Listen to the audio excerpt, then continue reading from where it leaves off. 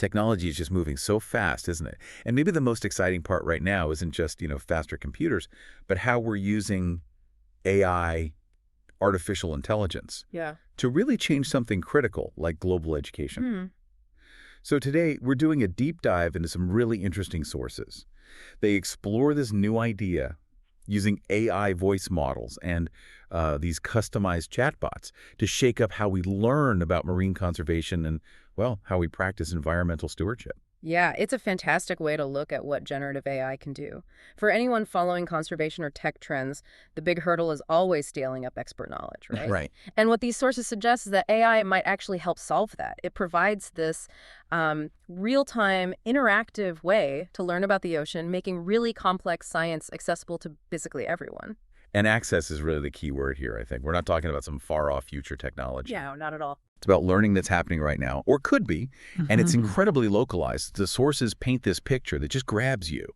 Like, imagine you're walking along a specific tide pool, maybe somewhere in Northern California, Okay. and your AI assistant, which knows exactly where you are, it offers to teach you about the specific hermit crabs Yep. or the types of algae, endemic algae, right there at your feet. It's like education completely untethered from the classroom, instantly specific to where you stand. And that localization, that's the really crucial technical step forward. We're way past those simple keyword bots. Yeah. The effectiveness that the sources describe, it hinges on large language models, LLMs, but LLMs that have been specifically fine-tuned, localized, you could say. Good. Using huge amounts of georeference data, scientific papers, and even local community knowledge about marine life for that specific spot. That's what lets them go beyond just general facts and give you that really specialized real-time insight. Okay, right. So let's try and unpack that level of synthesis.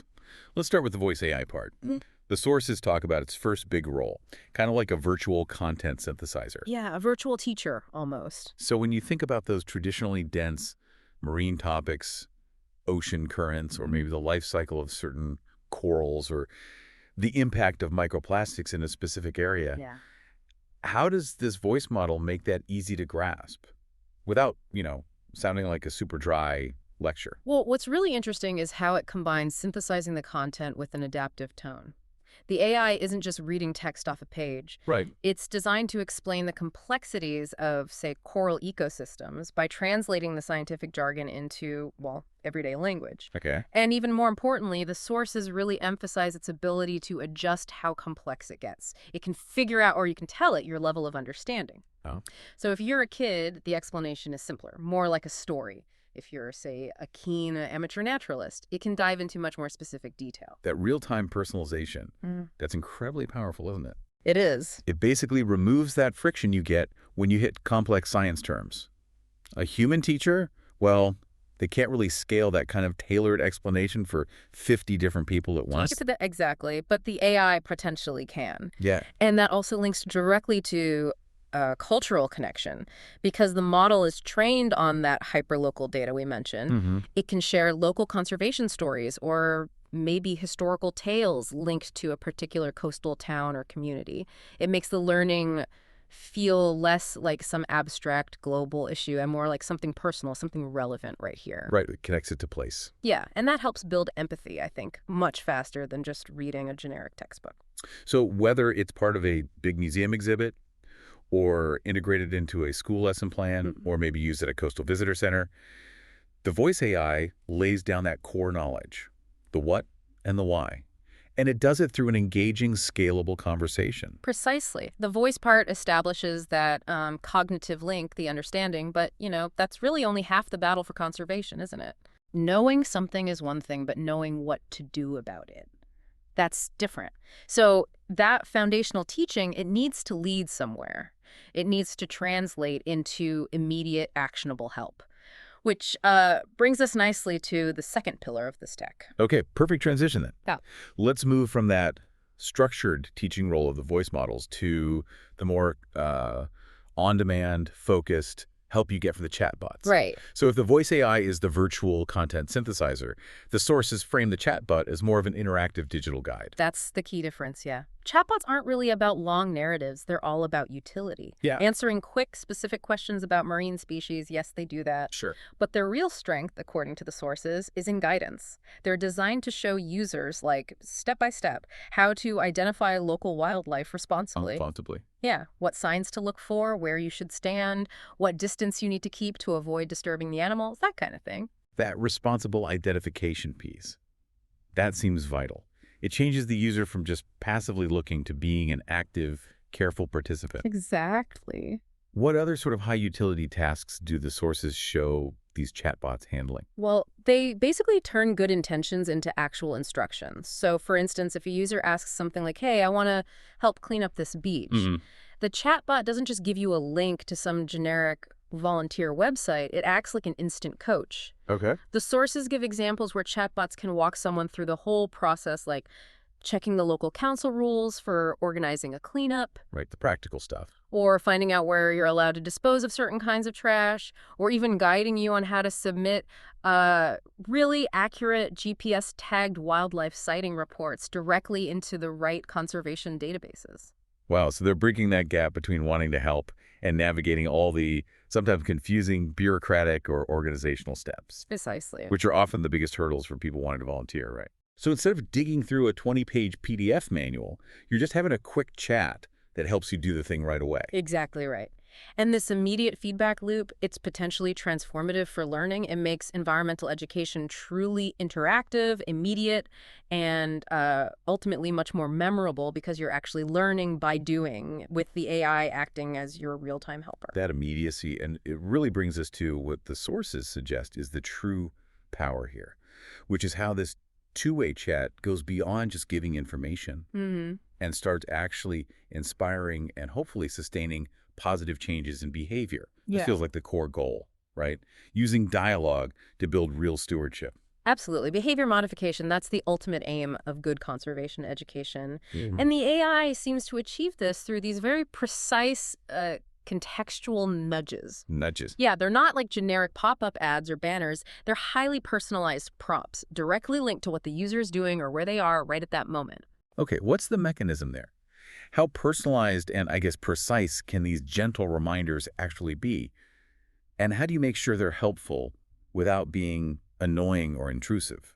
Well, the precision is key. The sources suggest this works by linking the LLM not just to map data, but to real-time information, things like tide times, specific local fishing rules, or even seasonal migration patterns of animals. Okay, so it's dynamic. Very dynamic. For example, if you ask the AI about good fishing spots nearby, it might gently remind you about the local catch limits for sustainable fishing. Or maybe point out that a certain species is actually out of season right now because it's spawning time. That's a very specific intervention. It goes way beyond general be responsible messages. It really does. And the sources also talk about the psychological side of this. Giving this kind of localized, helpful advice, it builds these users' feeling of competence and their sense of responsibility for their immediate environment. Right. So if a user mentions being worried about plastic pollution, the AI doesn't just throw facts at them. It offers specific tips for reducing plastic use that actually align with, say, the local recycling facilities or community cleanup groups. Which means every single interaction could potentially spark not just curiosity, but actual, measurable, positive action. That's the idea. The big challenge there, I imagine, is measurement. How do conservation groups actually know if these conversations are working? How do they track the impact? Yeah, that's the critical next step the sources touch upon, because the AI is helping facilitate the action itself, like submitting that sighting report or coordinating the cleanup. Mm-hmm. Those activities become data points. You can potentially track how often the nudges lead to action, the number of accurate wildlife reports coming in, the uptake of sustainable practices recommended by the AI. Ah, okay. It sort of creates this closed-loop system where the conversation itself helps generate the data you need to see if the educational method is actually effective. It connects the empathy part with the tech tracking part. That seems essential if you want to scale this up successfully. Definitely. But of course, we can't talk about scaling up technology in such a critical area without bringing in the big caveat, the human factor. Absolutely essential. We have to look at that balance, right? AI supporting human expertise, not replacing it. Couldn't agree more. And the sources are very clear on this point. AI tools are amazing amplifiers. potentially reaching huge audiences. Yeah.